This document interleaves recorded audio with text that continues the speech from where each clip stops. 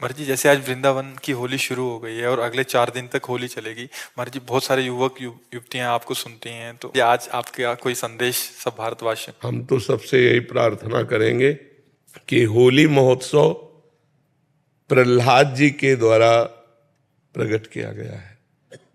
जब प्रहलाद जी किसी भी प्रकार हिरण्यकश्यप के मारने से नहीं मरे, तो उसकी बहन होलिका थी। वो हिरण्यकश्यप को उदास देखा तो उसने कहा, भैया उदास क्यों हो? तो उनका ये प्रहलाद मर नहीं रहा, तो उनका आज मर जाएगा।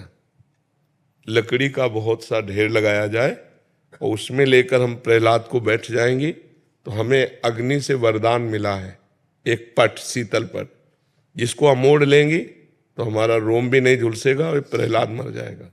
बड़ा प्रसन्न हुआ हिरण्यकश्यप।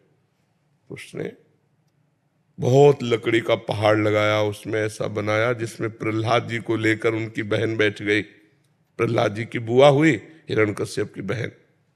आग लगा दी गई तो भगवान की कृपा से ऐसी वायु चली कि शीतल पट प्रहलाद जी के ऊपर आ गया और वो जलकर राख हो गई। तो जितने प्रहलाद पक्ष के थे, सुबह वहां जब गए तो देखा प्रहलाद जी बैठे हुए, बड़े आनंदित थे। ढोल मंजीरा कीर्तन से होली की पूजा की और आपस में गुलाल रंग लगाकर खेल रहे, नाम कीर्तन कर रहे, पद गा रहे कि प्रहलाद जी भगवान की भक्ति से बच गए। तो ये उत्सव मनाया जा रहा है। ये लोग जो शराब पीते हैं, गंदे हरकतें करते हैं, एक दूसरे के चेहरे पर कालिक पोतते हैं, नालियों में ये हिरण्यकश्यप पक्ष के हैं। अब वो भी तो उत्सव बनावे, कैसे बनावे? तो वो नालियों में गोबर कीचड़, उसकी हिरण्यकश्यप पक्ष की पार्टी, और एक होती साधुता की पार्टी। एक दूसरे पे गुलाल लगाए, रामकृष्ण हरि बोले और बैठकर पद गायन किए और खूब गुझियां और मिठाई भोग लगा कि ठाकुर जी को, और पाए आनंद मनाए। तो हमारी समस्त देशवासियों से प्रार्थना है, कोई भी व्यसन न किया जाए। व्यसन उत्सव को खराब कर देता है, जैसे शराब है और भी हुक्का है, ड्रग्स है, कोई भी नशा मत करो। फ्रेश माइंड से भगवान का नाम जप करते हुए, पद गायन करते हुए होली का आनंद लो। नशे में होली का आनंद थोड़ी होता, नशे में तो मूढ़ता छा जाती है। मूढ़ता में आनंद कहाँ? तो कोई भी नशा इस होली उत्सव में ना किया जाए और हम आनंद पूर्वक भाईचारा बनाते हुए एक दूसरे का सम्मान करें, प्यार करें। जो हमसे दुश्मनी मानते हैं, होली के दिन हम उनके भी घर जाएं और उनके गुलाल लगावें और उनसे प्यार करें। हमारा एक भी दुश्मन विश्व में ना हो, यही सबसे बड़ी हमारी प्रार्थना है। हमारे आचरण पवित्र हो, हमारा व्यवहार पवित्र हो, हमारा चिंतन पवित्र हो, तो होली सार्थक है।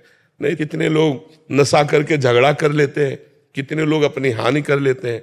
अच्छा, आंख कितनी सूक्ष्म वस्तु है, उसकी आंख में अगर देखने में कमी आ जाए या चोट लग जाए, गुलाल तो गुलाल कीचड़ फेंकते हैं, कपड़ा फाड़ देते हैं, शराब पिए, उद्दंडता, ये सब ठीक नहीं। ऐसा होली उत्सव न मनाए जो सभ्यता के खिलाफ हो, समाज के खिलाफ हो, हमारे धर्म के खिलाफ हो, अध्यात्म के खिलाफ हो। ऐसा कोई कार्य न करें। सबसे पहली बात है कि शराब न पिएं।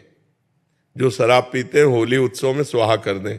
और दूसरी खास बात है, मांस न खाएं, क्योंकि आप भले जीव हत्या नहीं करते, लेकिन आप हिस्सेदार हुए, क्योंकि आप खरीद के लाते हो और खाते हो, तो आप हिंसक ही माने जाओगे। तीसरी बात, किसी माता बहन की तरफ गंदी दृष्टि मत देखो। जैसे तुम्हारी बहन ऐसे दूसरे की बहन, तो आप पवित्र ब्रह्मचर्य रहिए और जो अपनी पत्नी है उसी पे अनुराग कीजिए। ये 3 बातें छोड़ने की कोशिश कीजिए: शराब, मांस, व्यभिचार।